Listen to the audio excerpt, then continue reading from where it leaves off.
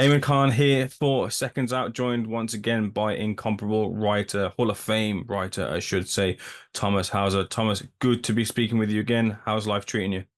Well, I just got finished with 2 weeks of COVID.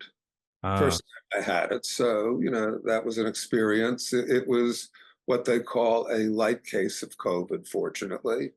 And I'm okay now. But, there were 3 days where I said, okay, I get it. That's what this is about. And you just, lie in bed and say, okay, this too shall pass.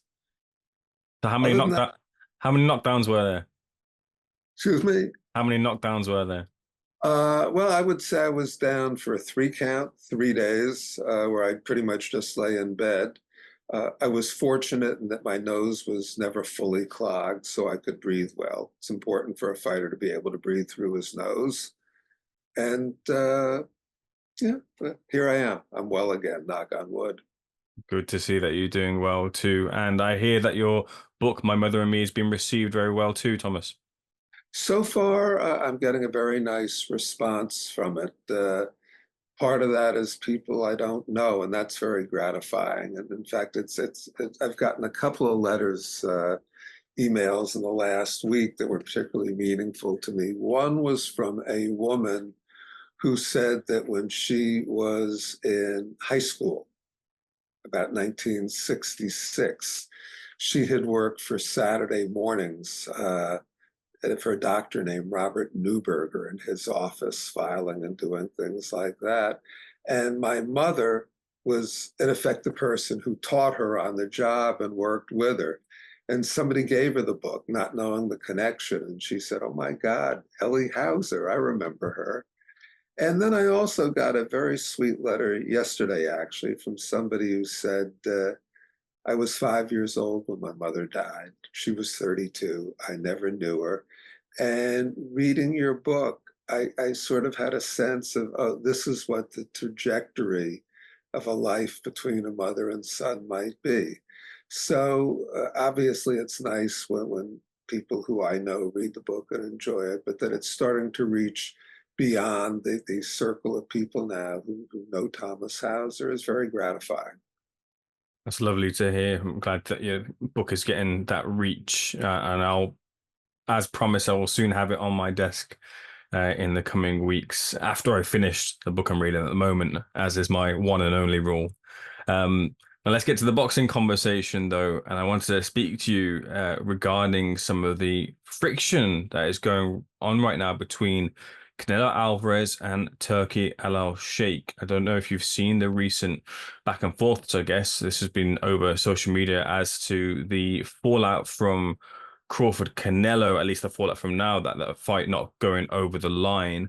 Have you had a chance to see any of that interaction between the two figures in boxing?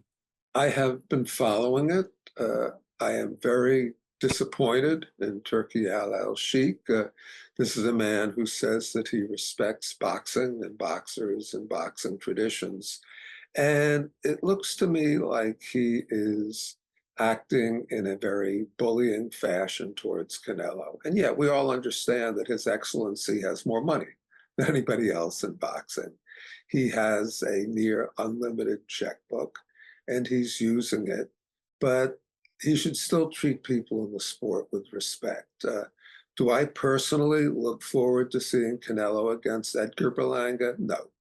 There are fighters that I would rather see Canelo fight. But Canelo has earned the right to fight who he wants. And another thing in gauging who Canelo fights is Canelo has never gone around saying, I am the greatest Mexican fighter of all time, or I am the greatest fighter in the world today.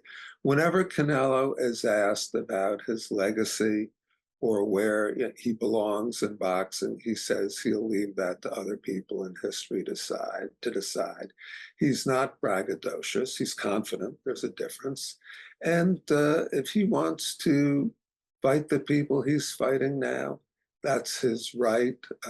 You don't have to watch the fight if you don't like it. You can be disappointed that he's not fighting David Benavides, who in turn, I might add, is not fighting David Morel. Mm. But I'd just like to see Canelo treated with respect. I think he deserves it. Do you feel that it might be a bridge burn, or it can be rebuilt for future negotiations further down the line after this Belanga fight? There are no permanent friends in boxing, and there are no permanent enemies in boxing. Mhm. Any breach can be healed, and money can help heal it. And one thing Turki Alalshikh has is a lot of money. When a powerful figurehead comes into boxing, as is this scenario, and is making these fights which fans have wanted to see on their screens for so long, and has the money to do so. Just to play devil's advocate here, is there maybe an onus for, even if you are the face of boxing to a degree, to maybe bend a little bit to your own terms that you've dictated for a long time, and meet with that person? You're talking about Turki Alalshikh now? Yeah, it's Canelo to Turkey. Apparently recently called himself the face of boxing. But no, and the question is, should he meet with Canelo or should he? I don't quite understand the question. Just because, just in the sense of, because there is, it's just to play devil's advocate here with what Canelo has said, and Canelo has said, look, I don't do business in this sort of way. And from what I can gauge from some of the conversations that have gone around, is that they wanted to meet up and have the conversation there and then, and get this penciled into the schedule, the fight between Canelo and Terence Crawford. But Canelo said, look, I've got this fight with Edgar Berlanga. I don't want to do business right now on that. I want to focus solely on my fight, just to play with this for the moment and say, is there an onus maybe for Canelo, who's the fighter here, to meet with that person who's trying to make these fights and have that conversation? But Canelo wouldn't be the first fighter to say, I want to concentrate on the opponent in front of me, Hmm. and I'll look down the road and decide what to do next. First, he's got to beat Edgar Berlanga. I think he will. There are no guarantees in boxing. And then we'll see, what else is offered to him, what he wants to do, where he wants to fight. He's a fighter. He has fought an incredible array of opponents. I can't think of a fighter active today who has had the inquisitors that Canelo has had and faced up to the challenges that Canelo has had consistently over time. He has been willing to go in tough for much of his career. And uh, it, not everybody has to do things the way Turki Alalshikh wants. Most people are willing to because of the money, and I understand that. And I'm not going to criticize them for taking the money. There might be times when it goes over the line a little bit. I'm quite concerned about rumblings regarding what is happening to boxrec.com and John Shepard. I think John Shepard has performed an incredible service for boxing and boxing fans and people in the industry. And there are certainly indications now that not everything is right there, that he might be put upon. And I'm not going to comment further on that till I confirm all the details of it. But it's troubling. Also, the Riyadh season has featured some very good fights, but so far they've all been behind a very high paywall. And that's troubling to me, quite frankly. Boxing should be available to the masses on what we think of as free TV at the highest levels. We all just watched the Olympics, and you didn't have to pay $79.99 or however many pounds you pay in the UK to watch these events. We watched Wimbledon, which led up to a wonderful confrontation between Djokovic and Alcaraz. That was on regular TV here in the United States, and I assume also in the UK. The same with the World Cup.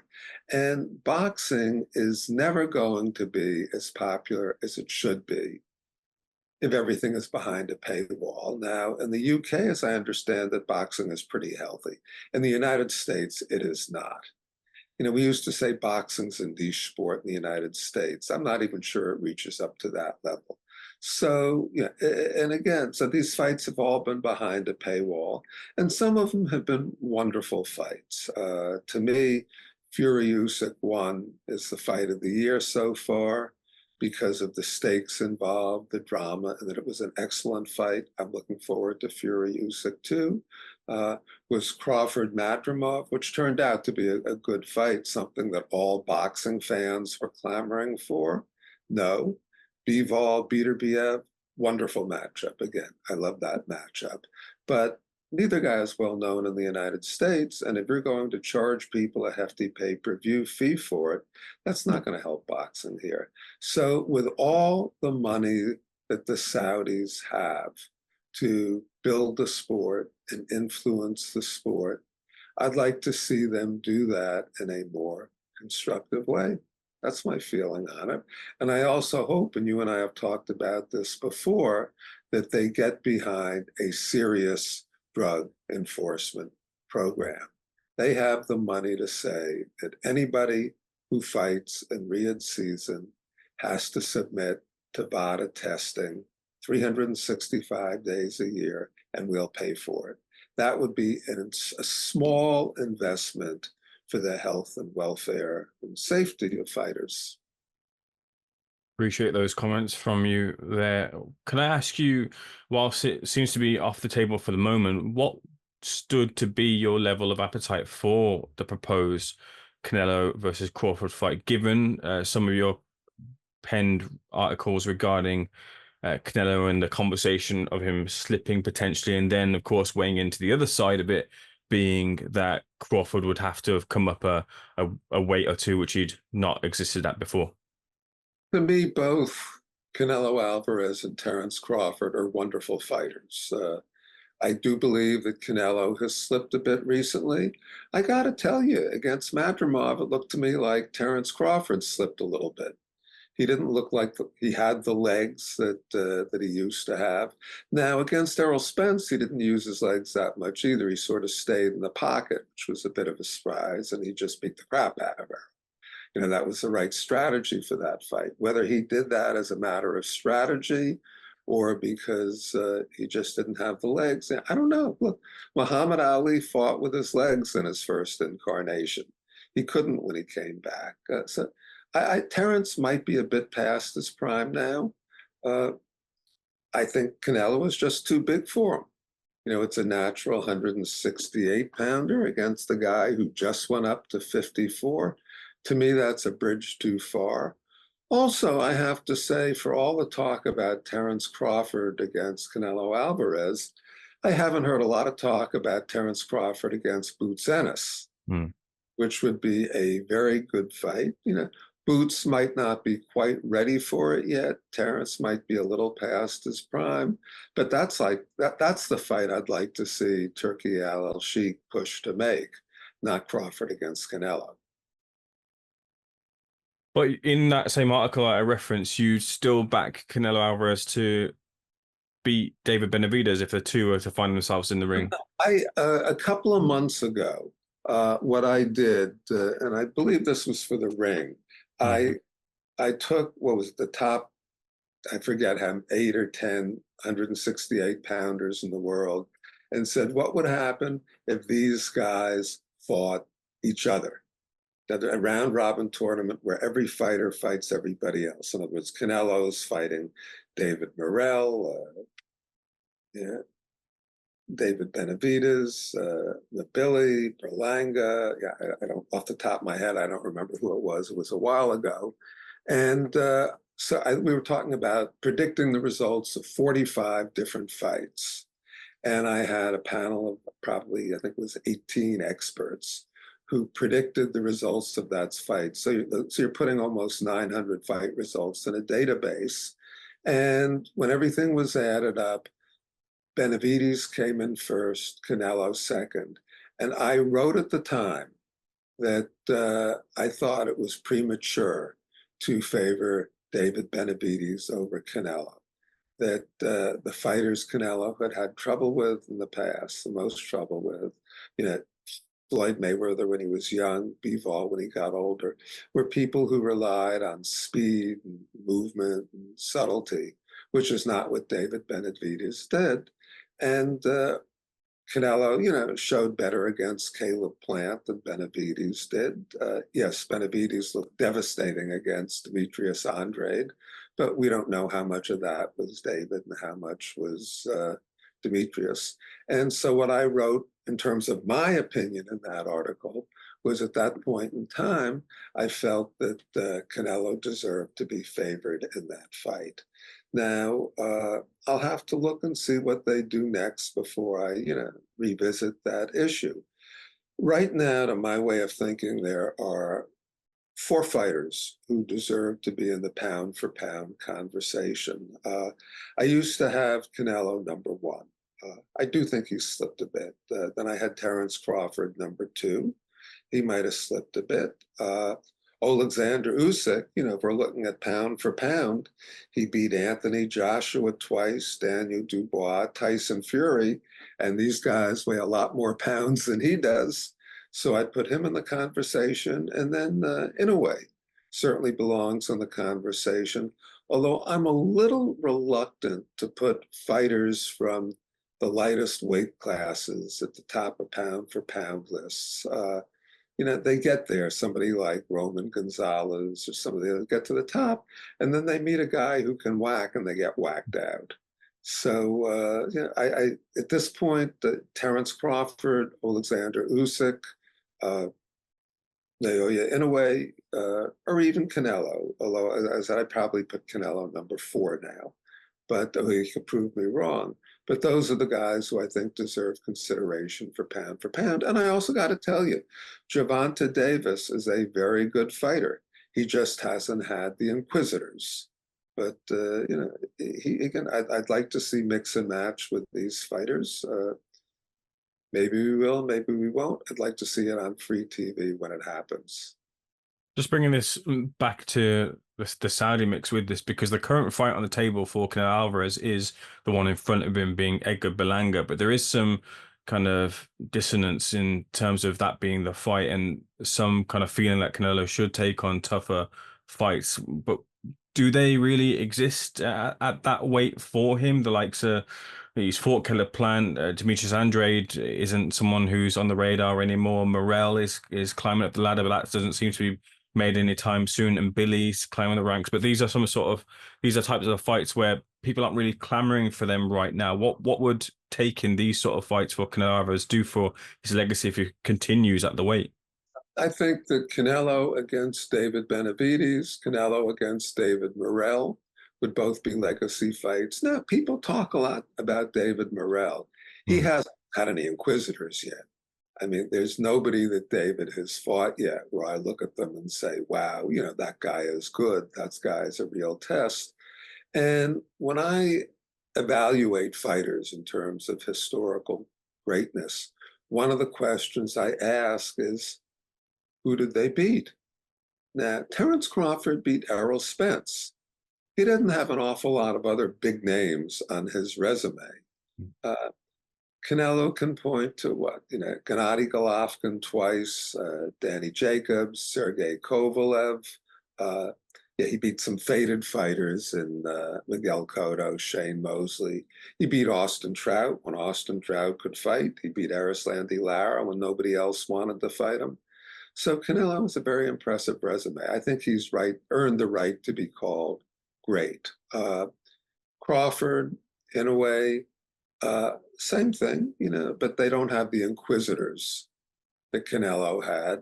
And then Usyk, who, quite frankly, I was very skeptical about Alexander as a heavyweight. The way he looked against, Chaz Witherspoon and then Derek Chisora did not impress me. And then against Anthony Joshua and Dubois and Tyson Fury, I said, yeah, this guy can fight. And of course, he came in again, 233, something like that for Fury. That's a big guy. People tend to forget how much bigger heavyweights are these days. George Foreman was a monster. God, he was big in his first incarnation. The night he obliterated Joe Frazier in Jamaica, George Foreman weighed 218 pounds. that would be a small heavyweight today. You know, we just finished up the Olympics, and this is an example we might have even used together. If you look at the men who won gold medals in swimming at the 1932 Olympics, they wouldn't have qualified for the women's finals for the last 5 Olympics. See, athletes get better. They get bigger, they get stronger, they get faster. And a lot of that is just conditioning, diet, you know, people in general are getting bigger. But you know, we've got some very good fighters now, and the more they fight each other, the better it'll be for boxing. And if we can get them on free TV, that'll be even better for the sport. I'm glad you mentioned some of the heavyweights of old, specifically American heavyweight interest. I wanted to get your gauge on this too. We recently did an interview with Derek Chisora, and he said, right now, the American heavyweights, there's a lot of talking from them, but there's not a lot of backing up the action. They're not as great as what they once were. I guess that's an easy remark to make from Derek, but I wonder what you feel about the current crop of American heavyweights compared to the ones in the past. This was in lieu of Jared Anderson's defeat to Martin Bakole. Well, okay, first, I think there's a lot of talking without backing it up from a lot of fighters. Hmm. That's one of the refreshing things about, you know, the four P for pound fighters I mentioned, you know, Usyk, Inoue, Canelo, and Crawford. None of them particularly shout their mouths off. They just go in and do business. Yeah, the American heavyweights are very weak, and there are a lot of reasons for that, including the fact that most of the young men who are athletically gifted and big, who would have become great heavyweights, you know, 60 years ago, are now playing power forward in the National Basketball Association, or tight end, or linebacker in the National Football League. You know, that's just, those sports, you know, guarantee a lot more money, a lot more acceptance, a lot more glory for a lot more people. And look, getting punched in the face is hard. You know, people shouldn't forget that. So there are other options. There are alternatives to fighting. Having said that, yeah, the American heavyweights are very weak right now. And you saw that with Jared Anderson, who was being built up, and then he fought Martin Bakole. And in some ways, it looked like a man against a boy. So yeah, that there are very few American heavyweights. On the other hand, you have to remember that you no longer have to be an American to appeal to an American audience. Rory McIlroy is enormously popular in the United States. Djokovic, Nadal, Federer, Alcazar, you know, all these tennis players, you know, are enormously popular in the United States. Manny Pacquiao was popular in the United States. You know, so sports are now worldwide, and Americans will embrace athletes from other countries. Lastly, I wanted to ask you, I'm just going to keep this general as to some of the conversations that are going around after Imani Khalif secured gold in the Olympics. Now, there's some conversation and turn to her future, so whether she continues in the amateur field or looks to turn professional, and maybe she would get quite a few offers from promoters, considering sort of the buzz and conversation surrounding her. But there's a lot of talk about her gender and the continuation of her fighting other female athletes. I wonder, having seen some of the conversations around it, some of the evidence presented, both for and against, where you stand on her in a competitive sense. I haven't really studied her case yet to make an informed Sure. opinion. Just sort of some boundaries. I don't think that somebody who was born as a male and then underwent gender reassignment at a certain age and became a woman should be allowed to compete in women's boxing. I think those people are entitled to respect. You know, they should not be discriminated against in their daily lives, but they have such a physical advantage from having lived the first 16 or 18 years of their lives as men that I think it's a built-in unfair advantage. I would not allow that. Now, this is not the case here. As I understand it, the Algerian boxer was born as a woman, has lived her life as a woman, but produces more testosterone. And correct me if I'm wrong, but I think she produces more testosterone as a result of a natural physical condition. And I don't know that it's fair to deprive her of the right to compete. You know, she might have an unfair physical advantage because of the way her body is producing chemicals. But you know something? LeBron James has an unfair physical advantage too. I mean, you look at LeBron James on the basketball court and what he could do. I mean, my God, you know, that's just absolutely incredible what he can do. You know, all great athletes have physical gifts that their peers can't even hope to match. So I'd have to think more. I really would have to study that issue before I can give you a definitive answer. But it seems to me she should be allowed to box someplace. It's not fair to make her fight as a man. And again, she was born as a woman. She has lived her whole life as a woman. So my preliminary opinion would be she should be given the benefit of the doubt, allowed to fight. Brilliant. Really appreciate your conversation, Thomas. I knew it'd be another good conversation to have.